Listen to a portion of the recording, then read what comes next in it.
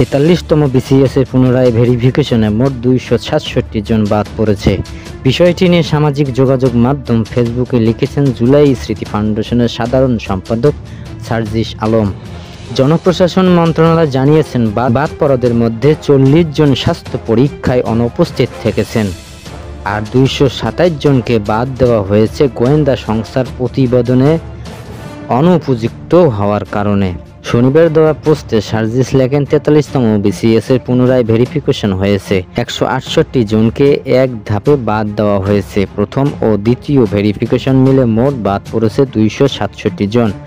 বেশিরভাগ ক্ষেত্রে দেখানো হয়েছে গোয়েন্দা সংস্থার নেগেটিভ রিপোর্ট, অর্থাৎ পলিটেকনিক্যাল ব্যাকগ্রাউন্ড। কিন্তু এখানে অনেকগুলো প্রশ্ন আছে। আওয়ামী লীগের সময়ে আওয়ামী লীগ পরিবার ব্যতীত অন্য পলিটিক্যাল ব্যাকগ্রাউন্ড থেকে আসা যে কারণের জন্য এই প্রথম শ্রেণীর সরকারি ভালো চাকরি পাওয়া কঠিন বিষয় ছিল।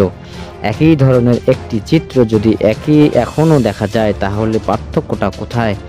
যে চাকরি প্রার্থী সে যদি নিজ যোগ্যতায় প্রিলিমিনারি রিটেন ভাইভা পাস করে সুপারিশপ্রাপ্ত হয় এবং তার যদি আগে কোনো অপরাধের সঙ্গে সম্পৃক্ততা না থাকে, তাহলে তার বাবা, চাচা, মামা, নানার রাজনৈতিক পরিচয়ের কারণে তাকে চাকরি থেকে বঞ্চিত করা হবে কেন?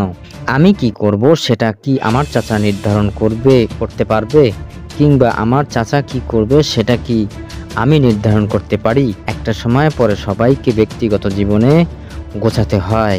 সবচেয়ে বাজে ব্যাপার এবার হয়েছে, গোয়েন্দা সংস্থার অনেকে গিয়ে এবার ইউনিয়ন আর ওয়ার্ড বিএনপি সভাপতি, সেক্রেটারির কাছে বিভিন্ন ক্যাডারের সুপারিশপ্রাপ্ত চাকরি প্রার্থীদের পরিবারের রাজনৈতিক সম্পৃক্ততা জানতে চেয়েছে। তার মানে সারা জীবন অধ্যবসায় করা বিশ্ববিদ্যালয় গ্রাজুয়েট এক মেধাবী তরুণ প্রায় 3 বছর দিনরাত এক করে পড়াশোনা করার পর প্রিলি রিটেন ভাইভা পাশ করে ক্যাডারের সুপারিশপ্রাপ্ত হওয়ার পর কোনো এক ওয়ার্ড সভাপতি, সেক্রেটারি মতামতের কাছে জিম্মি হয়ে যাবে। সে তার কর্ম নির্ধারণ করবে।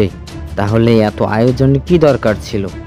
এই ভেরিফিকেশন তো তাহলে পিলির আগে হয়ে যাওয়া উচিত, তাহলে তার জীবনে গুরুত্বপূর্ণ সময়গুলো নষ্ট হতো না। সেখানে যদি এমন রিয়ালিটি সেটা করা হয়, তবে যে প্রজন্ম আগামীর চাকরি প্রার্থী তারা আপনাদের উপর আস্থা রাখতে পারবে না। চাকরি হবে মেধার ভিত্তিতে, যে মতাদর্শনের হোক না কেন। যদি পূর্বে ক্ষমতা অপব্যবহার, অন্যায়, অপরাধের সাথে সম্পৃক্ততা না থাকে, তাহলে নাগরিক হিসাবে সরকারি চাকরি পাওয়া তার সাংবিধানিক অধিকার। কোনো অহেতুক এক্সকিউজে যেটা ক্ষুণ্ণ করা কখনোই ভালো বার্তা বহন করে না।